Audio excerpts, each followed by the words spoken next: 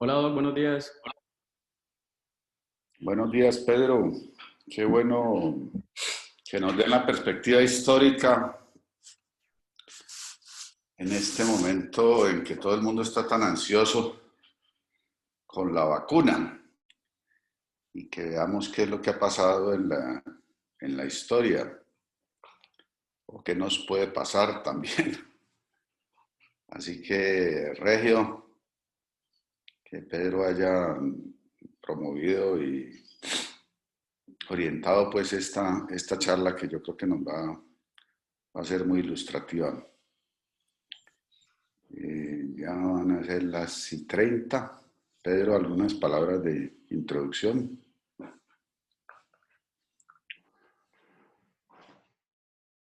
Espérate. Micrófono, Pedro, Oh, micrófono. el micrófono. Bueno, Hola, Doc. gracias.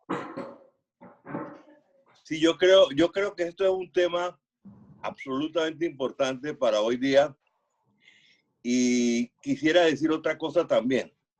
La gran ventaja de estas conferencias para ustedes los oftalmólogos y en general para los cirujanos es que a veces uno imbuido en el acto quirúrgico, en la especialidad y en la subespecialidad, se aparta un poco del pensamiento médico.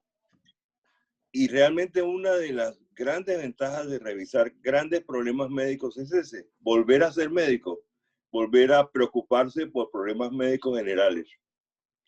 Y un problema médico general, evidentemente, es el de las vacunas. Y en este momento es absolutamente prioritario, con perspectivas políticas, sociales, económicas, algunas de las cuales revisaremos. Yo le agradezco mucho a los residentes, a Jonathan, a José, a María Alejandra, que hayan tomado este tema con gran interés y lo hayan revisado. Y vamos a hacer subrayar pequeños detallitos históricos a lo largo de la conferencia. Jonathan. Bueno, muy buenos días a todos. Muchas gracias por acompañarnos el día de hoy. La gran sesión del día de hoy está a cargo de los residentes de oftalmología de tercer semestre. Está a cargo del doctor José Miguel Bustamante, la doctora María Alejandra García y yo quien les habla, Jonathan Córdoba Cano. Y pues tenemos el placer de tener al doctor Pedro Robeto. El doctor Pedro Robeto es médico cirujano en la Universidad del Valle. Hizo patología clínica en la Universidad de Cincinnati, patología anatómica en Miami y por último medicina de transfusión en la Universidad de Minnesota. También es escritor del libro Ideas Médicas, una mirada histórica, y asociado a eso es nuestro profesor de patología en la especialidad.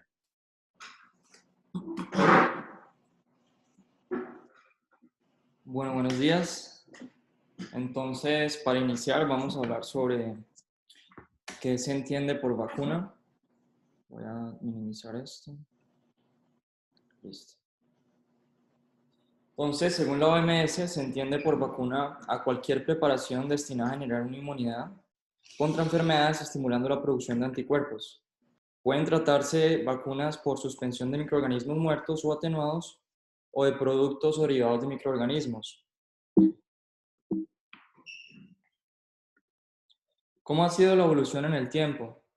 Entonces, realmente todo inició en 1721 con la variolización y posteriormente con Edward Jenner en 1796 se dieron los primeros pasos hacia la vacunación con la vacuna de la viruela y posteriormente, en 1800 a 1900, las principales vacunas fueron la vacuna del rabia, cólera, difteria y la peste bubónica.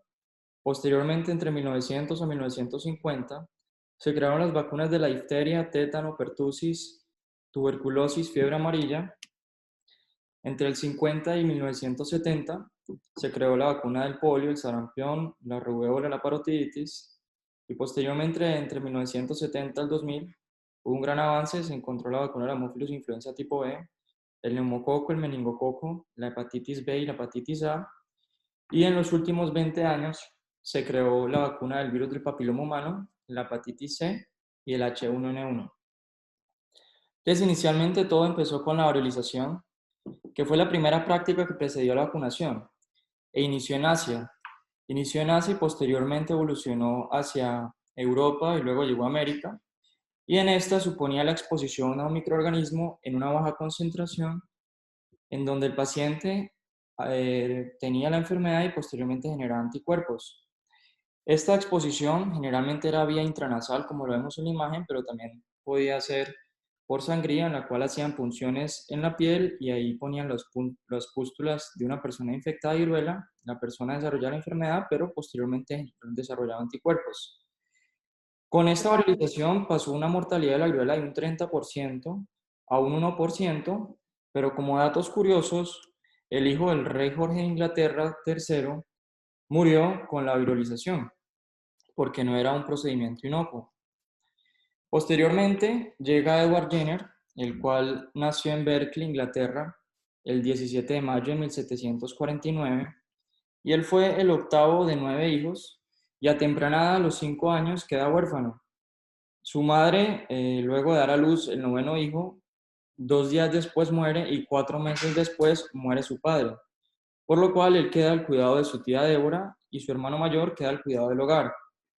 A los 13 años, desde pequeño se inclinó hacia la medicina y entró al servicio de un cirujano local, con el que permaneció hasta los 21 años y posteriormente se trasladó a Londres con un médico que también era investigador, que se convirtió en el pupilo que era John Harvey.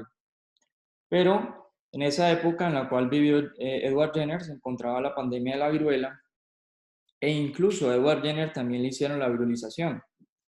Y los pacientes lo que presentaban era un inicio agudo de fiebre mayor a 38,3 grados. Posteriormente, ellos presentaban una erupción caracterizada por vesículas o pústulas firmes y luego el 30% de los pacientes desarrollaban un shock multisistémico que los llevaba a la muerte. Pero fue en 1796 cuando Edward Jenner vio cómo las ordeñadoras se contagiaban de la viruela que les daba a las vacas y obtenían inmunidad, y es así como el 14 de mayo de 1796, Edward Jenner inocula a un niño de 8 años llamado James Phipp con la secreción de una pústula de una ordeñadora. James Phipp desarrolló una pequeña enfermedad con vesículas en los puntos de inoculación y luego lo inocularon con costras de una paciente con viruela para ver si había desarrollado inmunidad. Pues realmente el niño no lo afectó, estaba protegido y este fue el primer paso hacia lo que llamamos hoy la vacunación. Y por eso Edward Jenner es considerado hoy actualmente el padre de la inmunología. Es un dato curioso, es que la primera vez que Edward Jenner publicó el estudio, que fue el reporte de caso, no se lo tomaron en cuenta, lo rechazaron, y es así como tuvo que aumentar la muestra, y entre las personas que trató fue su hijo. Y él llamó al estudio causas y efectos sobre la variolea vacinae. Esto se empezó a conocer en el mundo de la medicina, pero vamos a ver que en la historia de las vacunas siempre ha habido un movimiento antivacuna. Y cuando Edward Jenner hizo la vacuna, fue muy mal visto por la iglesia, que decía que no era la evolución natural de la enfermedad, y esta fue una caricatura famosa de 1802, hecho por James Gillray, en la cual lo que podemos ver es cómo las personas que le empezaban a poner la vacuna empezaban a tener un fenotipo de vaca, haciendo alusión a lo que estaba haciendo Edward Jenner. Pero realmente lo que hizo Edward Jenner fue muy importante, porque la gente empezó a dejar de pensar en los miasmas como motivo de la enfermedad, en la cual los miasmas eran la corrupción del aire que provocaba la emanación de la materia orgánica, y eso era lo que generaba la enfermedad, a empezar a pensar sobre la teoría de los gérmenes. En esta es la que actualmente se conoce, en donde ya las enfermedades son causadas por microorganismos demasiado pequeños para ser vistos sin aumento. Y una de las personas que vio lo hecho por Edward Jenner fue Pasteur. Pasteur empezó a estudiar a los animales y empezó a ver en ellos los diferentes microorganismos como causantes de la enfermedad. Y a Pasteur se le conoce porque fue él el que encontró las vacunas atenuadas. Pero lo curioso es cómo encontró las vacunas atenuadas. En esa época, entre 1800 y 1900, específicamente en 1880, estaba matando a todos los pollos el cólera aviar, y él es contactado para encontrar una vacuna contra el cólera aviar. Entonces, para eso, él aisló el microorganismo y le dijo a su pupilo Charles Chamberlain que vacunara a todos los pollos porque él se iba de vacaciones un mes. Pues resulta que Charles Chamberlain se le olvidó, no le puso la vacuna a los pollos, y él llegó después de un mes Y cuando llegó, para que no se diera cuenta su profesor que se le había olvidado, le puso la vacuna, pero era una vacuna en la cual ya el microorganismo estaba atenuado, porque un medio de cultivo pues duró lo poco y las bacterias que vivieron pues ya estaban muy disminuidas. Y increíblemente los pollos vivieron. Entonces ahí fue cuando Luis Pasteur le dijo a su pupilo, le dijo, bueno, ¿qué había pasado? Y ahí fue cuando él le dijo la verdad, que se había pasado un mes y nada. Posteriormente estos mismos pollos le pusieron ya el microorganismo vivo y vivieron y generaron anticuerpos. Y es así como empezaron a empezar las vacunas atenuadas. Y a esto lo denominó vacunación. Y lo denominó vacunación en honor a lo hecho por Edward Jenner, porque vacuna en latino significa vaca. Así es como Luis Pasteur, el 6 de julio de 1885, hace la vacuna contra la rabia. Luis Pasteur en verdad no es médico, él fue bacteriólogo, físico y fue también un matemático. Y él lo que hizo en cuanto a la vacuna fue que en ese tiempo la gente que sufría la rabia empezaba a tener una clínica de alucinaciones, de alteración del estado de conciencia y salivación excesiva. Y por eso lo denominaron la rabia, porque la rabia en latín significa locura.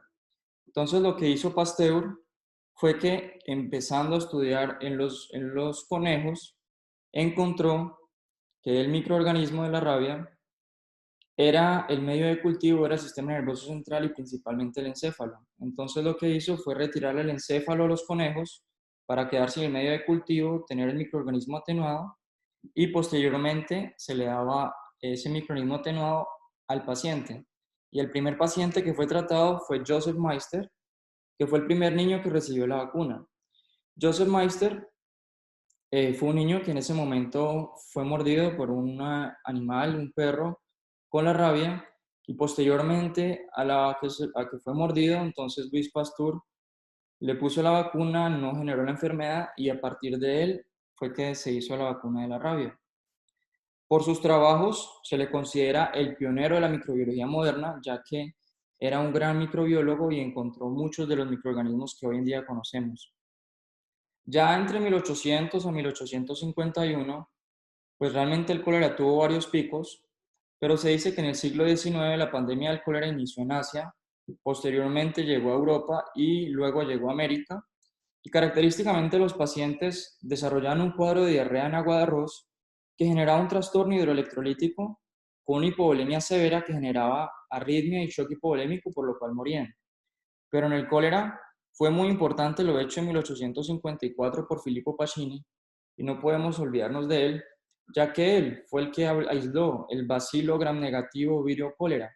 Y fue en 1854 John Snow que publica el estudio On the Mode of Communication of the Cholera, en el cual él encuentra que la vía de transmisión del cólera es el agua. Y lo encontró viendo que el pozo de Broad Street estaba contaminado y las personas que estaban tomando agua de ahí era donde mayor incidencia había de la enfermedad. Con eso asoció al agua como transmisor. Pero fue James Ferran el que realmente encuentra la vacuna contra el cólera. James Ferran fue un médico que nació en Barcelona, hijo del médico del pueblo de Tarragona, y él fue el primero que encontró una vacuna contra una bacteria, porque previamente se ha encontrado contra virus, rabia y viruela. Y él creó la vacuna contra el cólera cultivando bacterias tomadas de desechos de una persona enferma de cólera. O sea que realmente la primera es que él fue la primera persona que utilizó una vacuna compuesta por gérmenes vivos. Y eso tuvo varios incidentes porque muchas de las personas que tenían trastornos de la inmunidad murieron con la vacuna y posteriormente en 1926 pues ya la vacuna se desarrolló y ya consiste en ya es una vacuna con microorganismos atenuados. Entonces aquí podemos ver que uno de los datos históricos que ocurrió en esa época fue que inicialmente el cólera estaba azotando a Marsella y fue el primer lugar donde Ferran utilizó la vacuna y bajó mucho la mortalidad y posteriormente el cólera llegó a Valencia. y le dijeron a Ferran que por favor llevara la vacuna a Valencia para disminuir la mortalidad de los pacientes. Entonces él viaja desde Marsella a Barcelona, pero entre Marsella y Barcelona es parado aquí en Jonquera, que es entre el territorio de Francia y España, específicamente deben pasar por Cataluña, y es ahí donde Francisco Romero Robledo, que era el ministro de Gobernación de Cataluña, que era un conservador innato en contra de las vacunas, hace que el doctor Ferran lo paró el ejército y él llevaba 5 vacunas.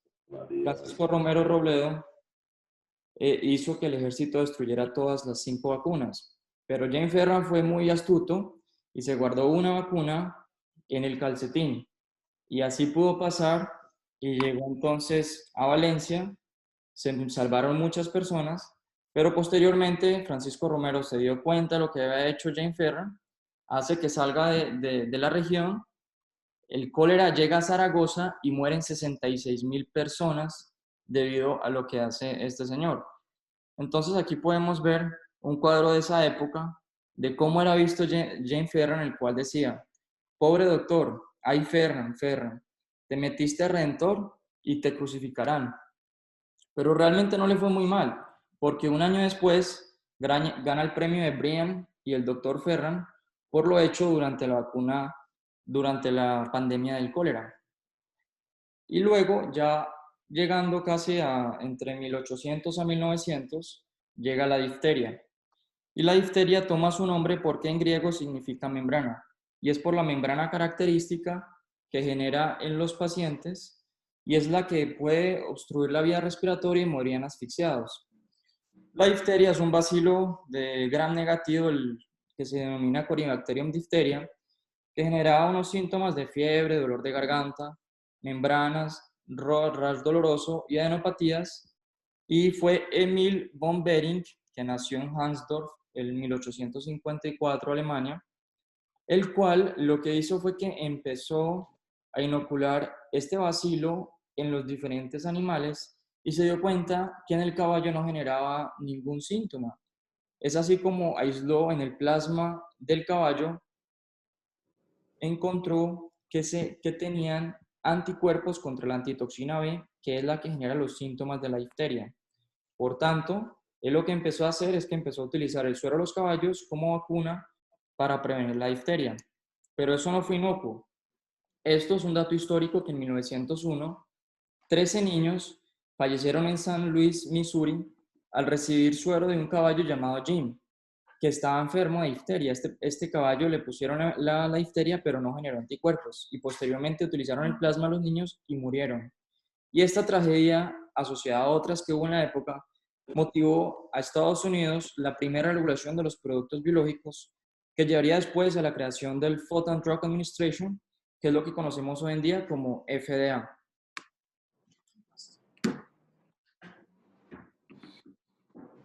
Bueno, entonces vamos a seguir con las principales vacunas entre 1900 y 1960.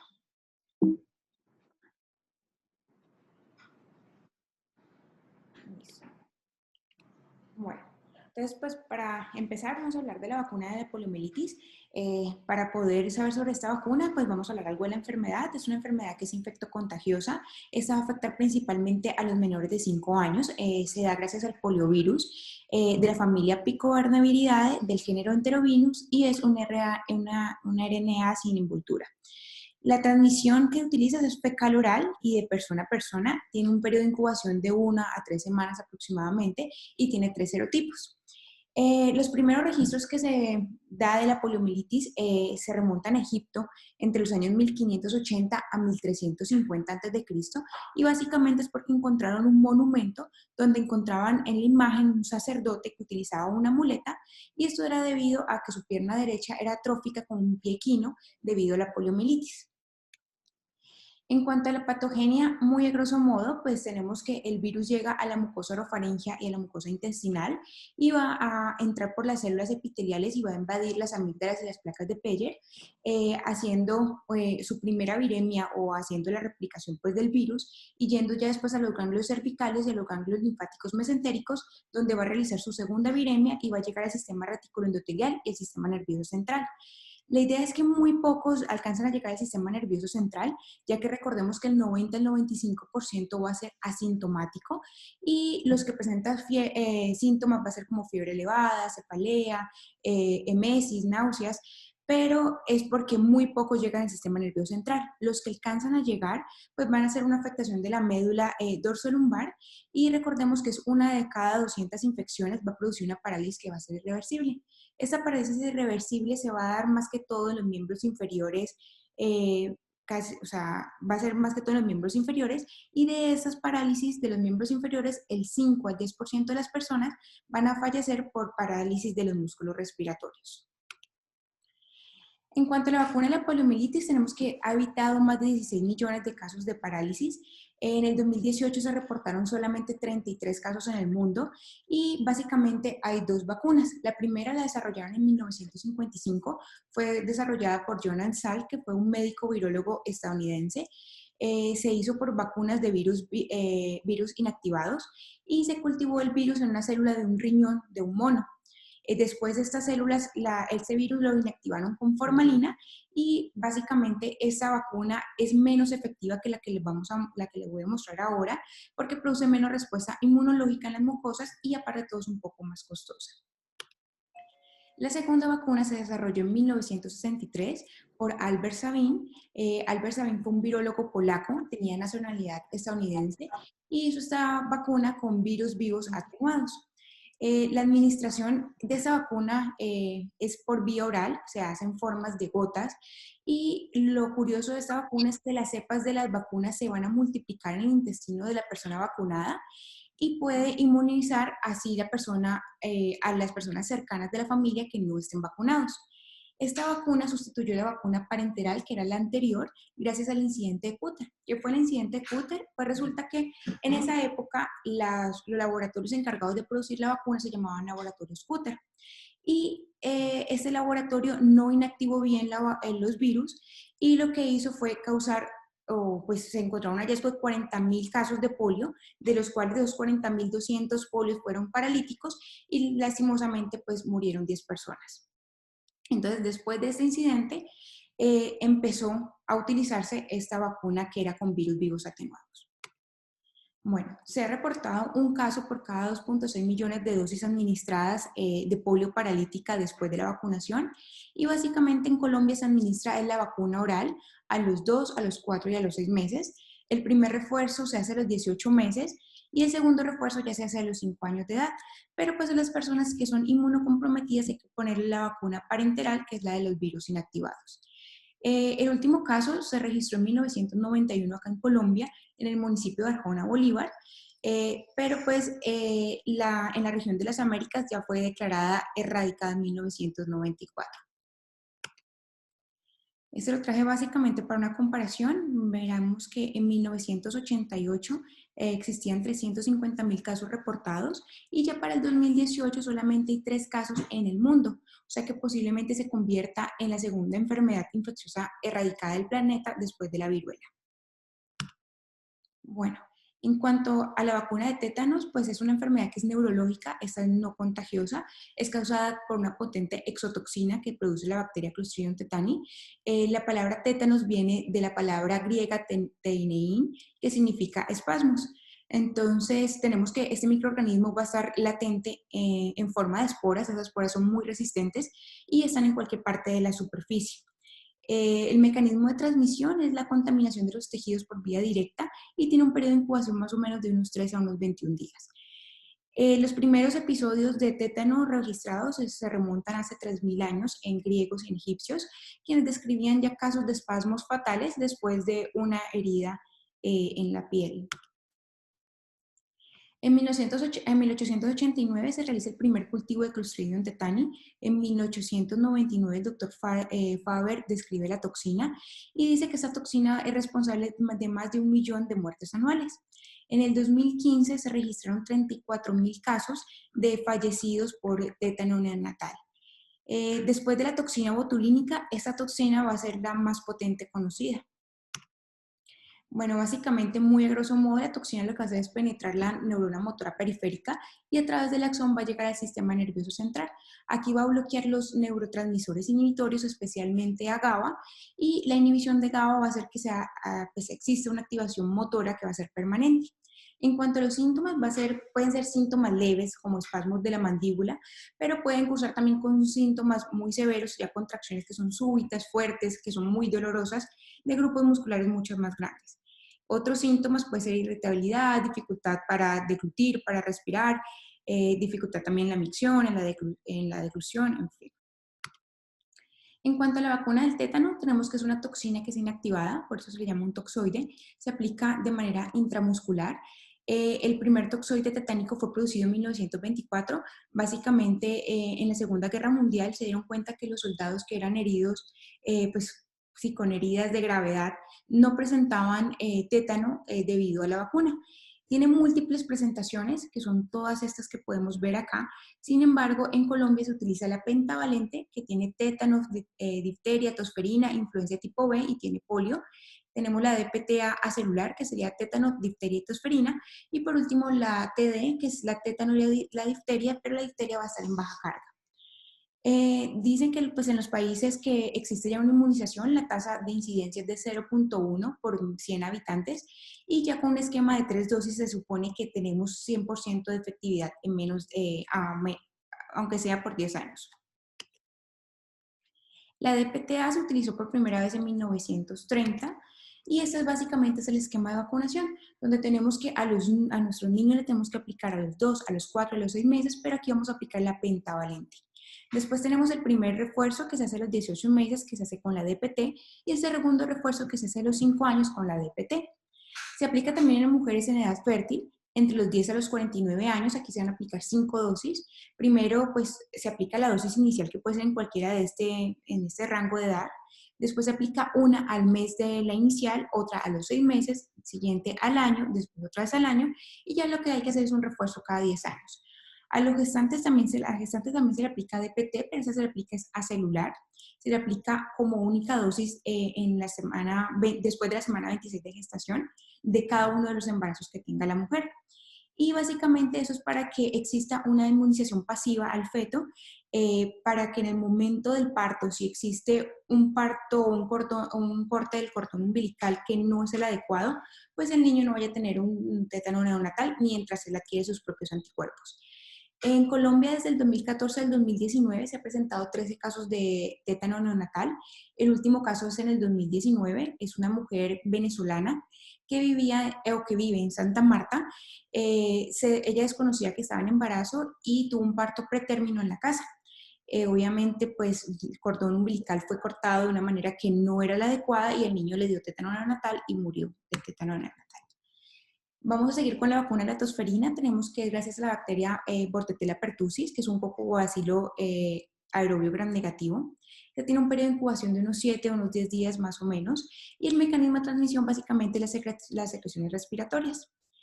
Lo que va a hacer es que ella se va a adherir a los cilios de las vías respiratorias y va a empezar a producir diferentes toxinas y pues sustancias antiangiogénicas. Bueno, tenemos que la primera descripción de la clínica, clínicamente fue en 1578, se llamó la tusis quinta, y esto era debido a los 5 episodios que tiene la tos en la tosferina, y pues después de estos 5 episodios viene un quejido inspiratorio para volver a hacer los 5 episodios de tos. Se hiló el cultivo por primera vez en un extracto de papa, y en Colombia en el 2015 se notificaron 11.332 casos, lastimosamente 74 personas murieron y afecta más o menos a 48.5 personas al año. Esos son los síntomas que puede tener la tosferina, sin embargo, de acuerdo al periodo en el que esté. Entonces tenemos un periodo de incubación que básicamente no va a haber síntomas, un periodo de inicio donde va a haber síntomas, pero como de catarro, y tenemos ya un estado convulsivo que vamos a ver una tos convulsiva, podemos ver dificultades respiratorias, incluso hemorragias. Esta va a durar de 4 a 6 semanas y ya después va a ser una remisión donde la tos empieza a disminuir de 1 a 3 semanas. Bueno, En cuanto a la vacuna de la tosferina, tenemos que en la década de 1920 el pediatra Louis Sauer desarrolló una vacuna en el hospital de Evanston y en 1925 Thorvald Madsen fabricó otra vacuna en Dinamarca. Esta vacuna en 1925 fue la que se usó en el brote que existió en las Islas Feroe, que tuvo pues, una excelente acogida. Y en 1942 ya se empezó a combinar con otros toxoides como el toxoide diftérico y el tetánico. Ya en 1990 se desarrolló una vacuna que era celular debido a que pensaban que esta vacuna tenía muchas reacciones adversas. Básicamente eso se debió al movimiento anti-DPT y fue que entre 1970 y 1980 surgió una publicidad muy negativa de la supuesta asociación entre la vacuna y ya alguna lesión cerebral que sea permanente. Entonces, obviamente, esto se redujo en las tasas de vacunación de Estados Unidos, de Japón y de Europa y empezó a aumentar la incidencia de la enfermedad. En el 82 se presentó un documental que se llamó La ruleta de la vacunación por DPT y básicamente mostraban casos de niños con epilepsia después de la vacunación, pero después estudios clínicos demostraron que no existía ninguna asociación y que los niños eran epilépticos pues de base. En 1992, gracias a todo este movimiento anti-DPT, se aprueba la vacuna en Estados Unidos, que era la vacuna acelular. Bueno, entonces tenemos la vacuna celular, que es bacteria inactivada, que sería la DPT, y tenemos la vacuna acelular, que es con antígenos, que sería la DPT acelular. Esta tiene un 70 a un 85% de eficacia y en el 2011 se publicó un estudio de la CDC donde demostró que la protección más o menos dura de unos 3 a unos 6 años y que esta vacuna ha evitado 70 millones de casos y 610.000 muertes. El esquema de vacunación acá en Colombia se introdujo en la década de los 70, es igual, a nuestros niños se aplica a los 2, a los 4 y a los 6 meses con la pentavalente. El primer refuerzo se hace a los 18 meses pero con la DPT y el segundo refuerzo se hace a los 5 años también con la DPT. Se debe aplicar en mujeres gestantes, se aplica la DPT acelular también a partir de la semana 26 de la gestación en cada uno de los embarazos.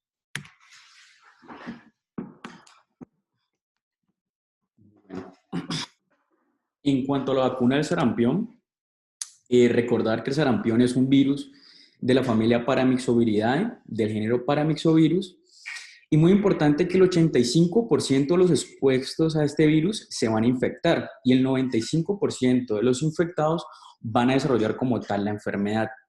Un aspecto muy importante es que este virus solo tiene un serotipo y solo se va a asociar a un huésped. ¿Qué nos permite esto? Que si nosotros hacemos campañas de vacunación masiva, se podría erradicar este virus de la humanidad. Tener en cuenta que vamos a tener un periodo de incubación de 0 a 10 días y el problema es que esta infección puede llevar a generar episodios de bronconeumonía y los pacientes que generan esta bronconeumonía, el 60% de estos pueden morir. También puede producir encefalitis, pero con una mortalidad del 15% y una incidencia de solo el 0.5% de los pacientes. Ya en 1960 lo que tenemos es que más del 90% de la población menor de 20 años era afectado por este virus. Ya en 1963 se aprueba la primera vacuna inactiva contra el sarampión, pero lo que se dan cuenta es que hay un aumento en la incidencia de casos atípicos. Ya en 1963 aparece el doctor Hilleman.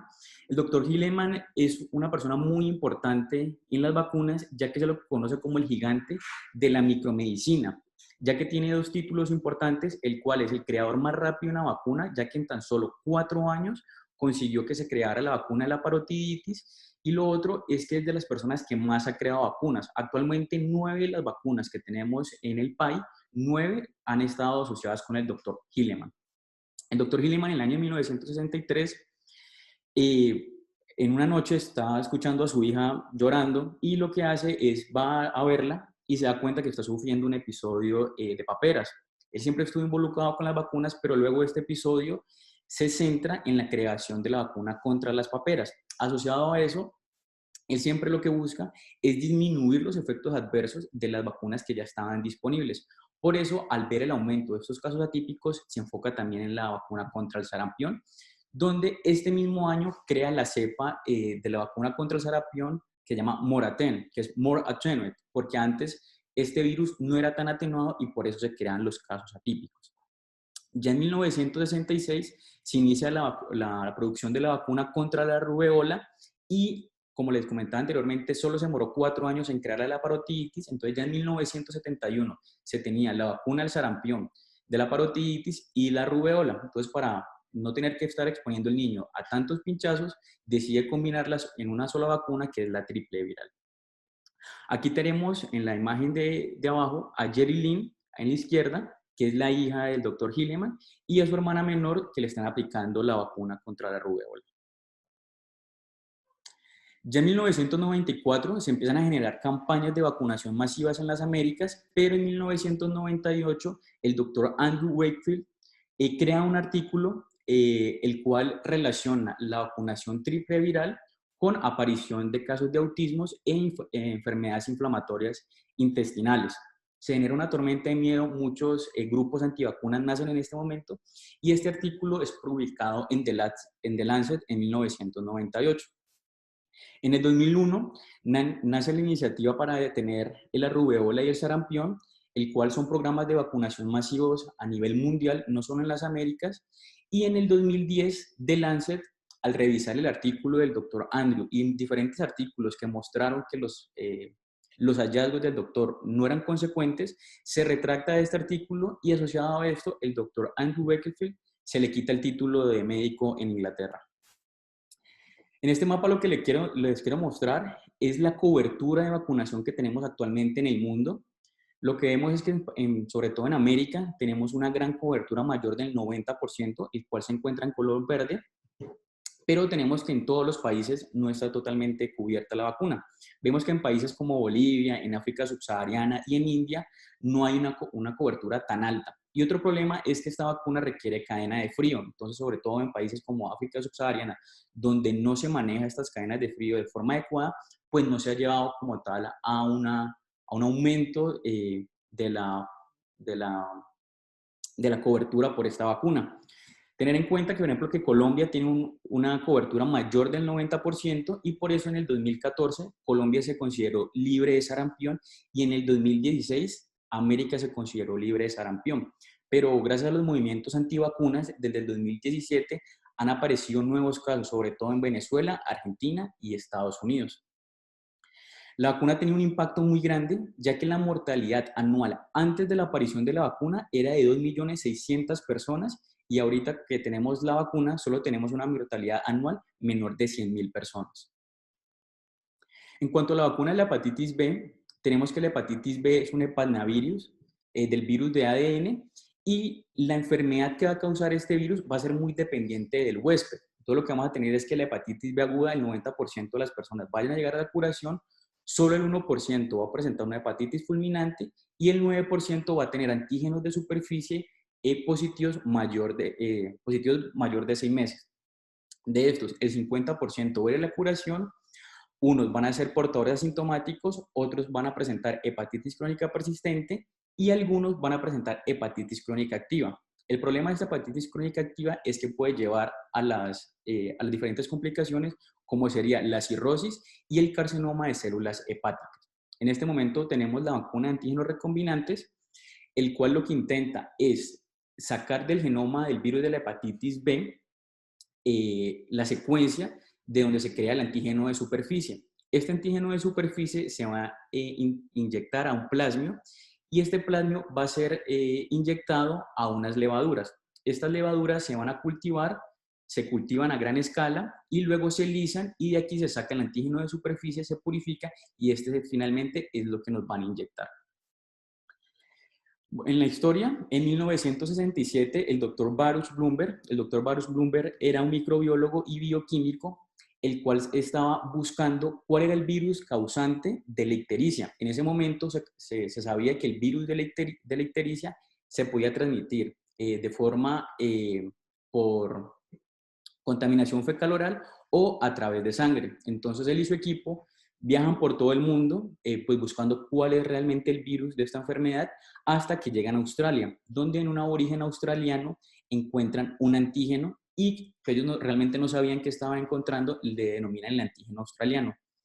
Ya en compañía del doctor Irving Millman, que es un virólogo, se dan cuenta que lo realmente que encontraron es el virus de la hepatitis B, entonces empiezan a trabajar en este virus y desarrollan la primera prueba diagnóstica, que es encontrar el antígeno de superficie, y desarrollan la primera vacuna con antígenos de superficie. Pero el problema de esta vacuna es que lo que ellos hacían era coger suero de pacientes enfermos y se lo aplicaban a pacientes normales para así generar la inmunidad, pero eso tenía el riesgo de crear una encefalopatía secundaria. Esto se hizo durante un tiempo grande, hasta 1986, donde el doctor Pablo Valenzuela, que es un médico, es un bioquímico chileno, es el creador de las vacunas de ARN recombinante que les mostraba anteriormente con los plasmios. En 1976 es el ganador del Premio Nobel de Medicina, el doctor Baruch Blumberg, por sus diferentes contribuciones al descubrimiento de la hepatitis B y a la vacunación. Quise traer a colación esta frase del doctor cuando se ganó el premio Nobel, que es que las vacunas no son atractivas para la industria farmacéutica, ya que estas solo se usan una vez o unas pocas veces a lo sumo y por lo tanto no generan tantos beneficios como los logrados con fármacos usados para enfermedades crónicas, ya que el doctor Baruch Blumberg contaba que inicialmente cuando él propuso, ya tenía la vacuna de la hepatitis B, fue muy difícil que los laboratorios le aceptaran esta, ya que las ganancias por enfermedades crónicas eran mucho más altas. Ya en 1991 la OMS recomienda la incorporación de esta vacuna a los programas de vacunación y luego de esto hay una campaña masiva de vacunación en todo Estados Unidos, teniendo así en 1995 un 71% de cobertura en recién nacidos. Ya en el 2001 tenemos el ingreso de la vacuna a Colombia y en el 2018 podemos ver, estas son una gráfica del boletín de incidencia de hepatitis B en menores de 5 años por parte del Civigila. Vemos la reducción en la incidencia en niños menores de 5 años, vemos cómo ha disminuido gracias a la vacunación. En este mapa lo que podemos ver es la prevalencia del antígeno de superficie a nivel mundial, donde vemos que en rojo se encuentran poblaciones mayor del 8%, intermedias de 2 a 7% y bajas en colores verdes. Vemos que Colombia nos encontramos en una buena posición, menos del 2%, pero vemos que sobre todo en países como lo es Groenlandia y el norte de Canadá, donde hay ciertas poblaciones aborígenes que no aceptan este tipo de tratamientos, pues va a haber una alta incidencia de antígeno de superficie y también una alta incidencia de hepatocarcinoma. Ten en cuenta que en este momento tenemos más de 250 millones de personas con infección crónica por hepatitis B y al 2015 teníamos más de 800.000 muertes secundarias solo en las complicaciones de estos pacientes. En el momento se encuentra con una cobertura mundial del 65%, pero como vemos en el mapa, la prevalencia del antígeno de superficie es muy alta también en África. Y esto se ve que solo tiene una cobertura del 60%. Igual que como esta necesita cadena de frío, pues no se da de la forma adecuada, entonces pues es muy difícil llegar a una cobertura total. Y por último, recordar que esta se considera la primera vacuna en evitar un tipo de cáncer, al igual que después lo sería el virus del papiloma humano. En cuanto a la vacuna de la influenza, tenemos que la influenza hace parte de la familia Orthomyxoviridae y va a ser un virus de ARN segmentado. Es muy importante la parte del segmentado, ya que al ser segmentado, al existir la coinfección en 2 especies, permite la mutación de este virus y así crear nuevas cepas. En su envoltura a contener 2 glicoproteínas, que es la maglutinina y la neuraminidasa, de la cual viene en los nombres de HN1 o H3N2. Y lo que tenemos es que va a dar diferentes complicaciones, ya sea neumonía viral, neumonía bacteriana, miositis y afectación cardíaca y diferentes alteraciones neurológicas. Recordar esto, que en la gripe española tenemos el autorretrato después de la pandemia de Edvard Munch, donde se observa en su cara los diferentes tonos grisáceos secundarios a la cianosis producida por el virus de la influenza. Ya en 1930 vamos a ver que se aísla el virus por el doctor Francis. El doctor Francis era un gran virólogo y epidemiólogo, el cual estaba asociado con las Fuerzas Armadas estadounidenses, y él entra a buscar el virus de la influenza luego de tener la gripe española y de tener esta gran epidemia en el fuerte americano. En 1936 se da el desarrollo del virus en embriones de huevo de gallina. Entonces, aquí podemos hablar de cómo en este momento se producen este tipo de vacunas, ya que lo que hacen es que se cogen 2 cepas del virus de la influenza, se van a inyectar en el huevo y lo que hacen es que, como es de ARN segmentado, se van a recombinar y van a haber una reorganización de este virus, y luego de esto se toma ese virus reorganizado y se produce la vacuna a partir de este virus. Ya en 1940 aparece la primera vacuna inactiva, que es del serotipo A. En 1945 la FDA autoriza el uso de la primera vacuna, y en 1947 es muy importante, ya que hay otra epidemia de influenza estacional. Entonces ellos no entendían por qué, si estaban haciendo la vacuna, volvían a haber epidemias. Entonces esto es lo que les contaba, que era secundario a este reorganizamiento del virus de ARN. Entonces, gracias a esto, en 1948-1950 nace el Centro de Influencia y el HIRS. ¿Qué es lo que buscan estas entidades? Es ver cuáles son las secuencias de mutaciones del virus de la influencia en el momento, para así desarrollar vacunas, preveyendo cuáles van a ser las mutaciones más frecuentes el año siguiente, y así tener de alguna forma una protección. Ya en 1952 tenemos otra pandemia de la H2N2, que tiene 1.1 millones de muertes. En 1960 se aprueba la vacunación anual de grupos de riesgo, sobre todo en pacientes mayores de 65 años, y en 1968 volvemos a tener otra epidemia de la H3N2 con 1 millón de muertes. Ya en el 2002, el Comité Asesor sobre Prácticas de Vacunación recomienda que esta vacunación se inicie desde los 6 meses de edad y se coloque de forma anual, de esta forma previniendo una posible pandemia. Ya en el 2007, la Conferencia Ministerial Internacional sobre la Influencia Aviar recomienda a la OMS y a los diferentes países que, como el virus es de ARN segmentado y tiene tanta facilidad de mutar, se hagan protocolos por una posible pandemia secundaria al virus de la influenza.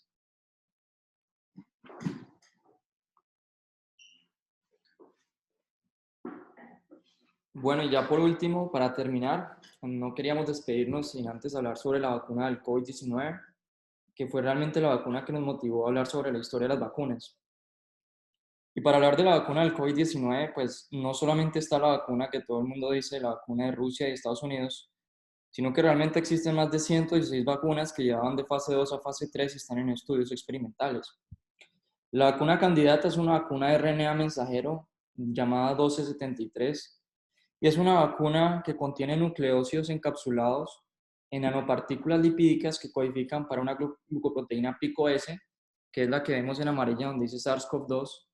Y esa glicoproteína pico S es la que media la entrada del virus a través de la célula huésped en los neumocitos tipo 2 de receptores de angiotensina tipo 2.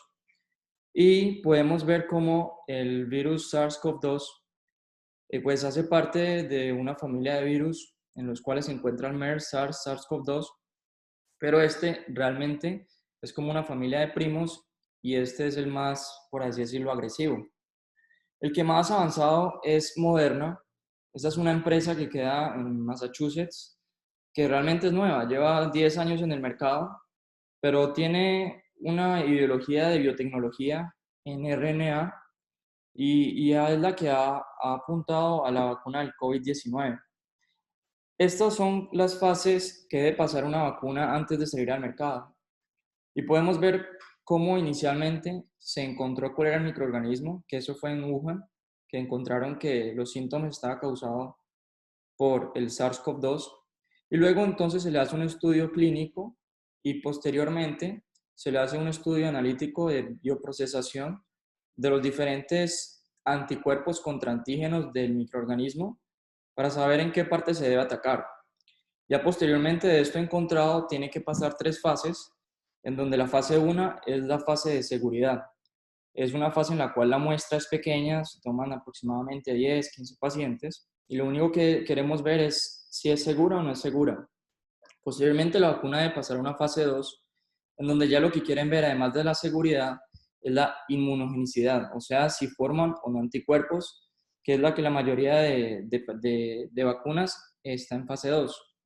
Y ya la fase 3 es la que quieren empezar a incursionar en los diferentes países, pues por ejemplo Brasil, Colombia ahora también aceptó que empiecen a estudiarlos, pero esta fase 3 es realmente la fase más peligrosa, porque es la fase en la cual, además de ver la seguridad y la eficacia, es en la cual yo me doy cuenta de los eventos adversos de las vacunas.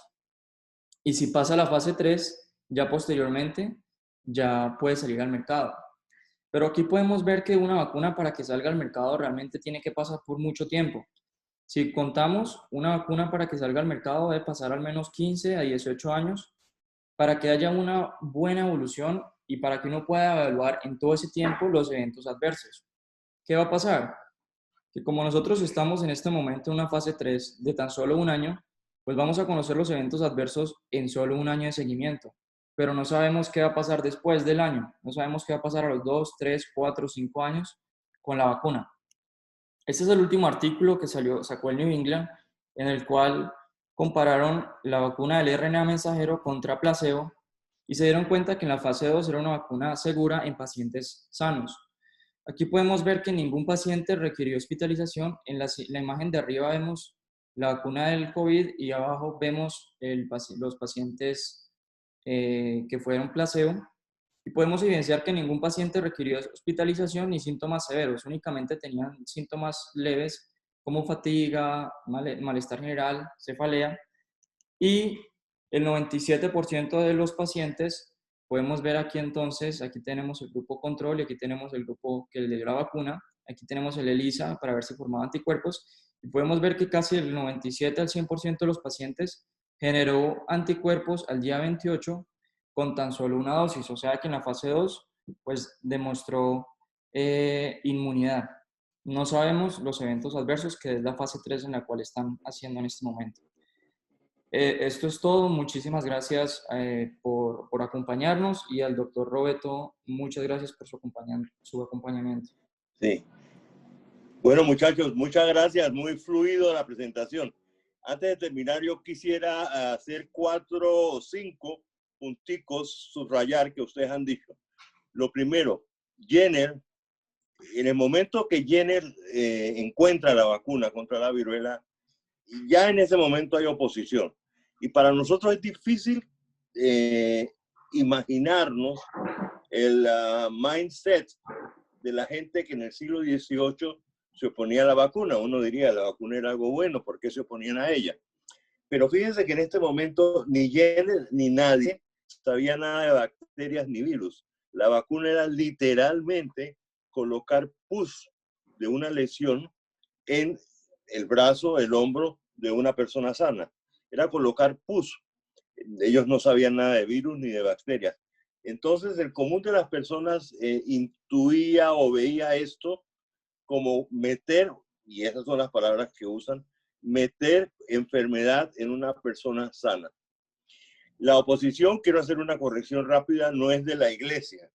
Las iglesias históricas, anglicanas, católicas, luteranas, bien establecidas, no se opusieron mucho a las vacunas. Las iglesias pequeñas y las sectas fundamentalistas son las que en el siglo XVIII y todavía hoy, algunas de ellas se oponen a la vacuna. No hubo nunca una oposición de las iglesias tradicionales. Sea lo que sea, le funcionó ayer en la vacuna. En parte por suerte, realmente, porque la viruela de las vacas no produce en los humanos viruela, como nosotros conocemos la viruela humana. Entonces fue una inmunidad cruzada entre la viruela vacuna y la viruela humana. Tuvo suerte. Muy bien. Pasemos a Pasteur. Fíjense que la vacuna de Jenner era una vacuna preventiva. El vacunado no desarrollaba viruela. La vacuna de Pasteur contra la rabia es desde el comienzo una vacuna terapéutica. El niño al que se le coloca la vacuna ya ha sido mordido por un perro rabioso. Entonces es un uso terapéutico de la vacuna. Ahí empiezan a confundirse las cosas, porque desde nuestro punto de vista es claro la distinción entre una vacuna preventiva y una vacuna terapéutica. Y las vacunas terapéuticas realmente nunca han funcionado bien. Si uno tiene el microbio en el sistema, ponerle más o menos antígenos no va a solucionar el problema. Pero en el caso de la rabia sí lo solucionó. Yo creo en retrospecto porque el virus de la rabia no había llegado al sistema nervioso central de un paciente. Si ustedes recuerdan de su pregrado, uno tiene unos pocos días después de la mordida para colocar las vacunas. Y es para prevenir la entrada del virus al sistema nervioso central. Entonces, en el caso de la rabia, en el caso de la vacuna pasteuriana, sí funcionó. Y una observación interesante, el niño vacunado por Pasteur sobrevivió, no le dio rabia y vivió por muchos años. A la llegada de los alemanes a París en 1940, era el portero del Instituto Pasteur. Todos los demás médicos del Instituto Pasteur habían huido, gran parte de ellos eran judíos, y el único que estaba en el Instituto Pasteur era Meister, el niño al que Pasteur había vacunado 45 años atrás. Interesante la historia. Luego llega el incidente, antes de esto, ustedes lo aclararon muy bien, o se lo explicó, el incidente Ferran con las vacunas de cólera. Las vacunas bacterianas son absolutamente distintas. Hasta aquí hemos hablado de virus, de la viruela, de la rabia, pero crear una vacuna contra una enfermedad bacteriana es algo muy distinto, es algo muy peligroso. Ferran usó supuestamente bacterias atenuadas, pero ¿qué es una bacteria atenuada? Una bacteria la puede inyectar uno y en el organismo se desatenúa, llamémoslo así. Entonces el incidente Ferran es muy interesante porque es un héroe de la vacunación, esa es la historia ortodoxa española y está bien, es un héroe de la vacunación. Muestra que los políticos, fíjense, estamos hablando de finales del siglo XIX, ese político catalán es una buena muestra del uso político del sentimiento antivacuna, que lo estamos viendo hoy con el presidente Trump y otros jerarcas del mundo. Entonces, realmente es un buen ejemplo del mal uso político del sentimiento antivacuna. Pero a lo mejor tenían razón nuestros enemigos, los políticos que se oponen a la vacuna, en el caso de Ferran, en el caso del cólera, porque hacer una vacuna contra una bacteria es algo muy distinto a hacer una vacuna contra un virus. Y en esta época ocurrió un escándalo famoso, distinto al Ferran, que es todavía más novelesco. Koch, el descubridor de la micobacteria del bacilo de Koch, que produce la tuberculosis, empezó a preparar compuestos proteicos de ese bacilo, del bacilo de la tuberculosis, buscando una vacuna. De nuevo, porque preparar una vacuna de bacterias es algo muy, muy riesgoso. Productos proteicos. Y separó una proteína que hoy conocemos como la tuberculina, la que usamos para el PPD. Eso se preparó en el laboratorio de Koch. Y Koch creyó que esa vacuna, que esa proteína, la tuberculina, iba a ser la vacuna contra la tuberculosis. Y la promovió y la anunció a los medios. Y la gente entró en un frenesí de comprar tuberculina. Y empezaron a inyectarle tuberculina a todos los pacientes con tuberculosis. Koch, había vendido la patente a un laboratorio, había recogido mucho dinero él personalmente. El bochinche es que lo necesitaba para divorciarse y salir en luna de miel con su segunda esposa. Y resultó que en los pacientes inyectados con tuberculina hubo más muerte. Entonces la vacuna no solo era inefectiva, sino que era peligrosa. Y esto usar la tuberculina como vacuna contra la tuberculosis. Y esto se volvió pues un escándalo, le cayeron encima a Koch y se desprestigió con la tuberculina. Esto es el escándalo de la tuberculina. Para subrayar que... Dígame. Alguien te abrió el micrófono. Bueno, muy bien, sigamos. Sobeida, apague el micrófono. ¿Cómo? Sí, que apague el micrófono. Esto demuestra que hacer vacunas contra bacterias es algo muy difícil, muy difícil. No, en la tuberculina no se progresó nada hasta que Camille Guérin hizo el BCG, el bacilo Camille Guérin, de la BCG que todos conocemos, que tampoco es una vacuna excelente, pero que entre otras cosas asociado a defensas en la infección por COVID. Entonces es un problema distinto. Por último, dos cositas. La vacuna del polio en los años 50. Los que somos mayores, los que nacimos en la década del 50, los boomers que todavía vivimos entre ustedes, recordamos de niños el pánico que había en nuestros padres por el polio. La vacuna contra el virus del polio tardó 12 o 13 años en desarrollarse, con varios escándalos. El primero fue el del doctor Salk, que hizo la vacuna parenteral Salk, entre otras cosas, estaba situado su laboratorio central en Cincinnati, en el hospital donde se entrenó mi esposa, y la vacuna se hacía en California. Y entonces la vacuna se contaminó en su manufactura del virus del polio. Él lo inactivaba con formaldehído, con formol, pero se contaminó con virus no atenuado. Y hubo, como ustedes revisaron, 40.000 casos de polio en el medio oeste americano. Eso fue el incidente Cutter, y eso, por supuesto, acabó con la fama del pobre Salk. Nunca le dieron el premio Nobel.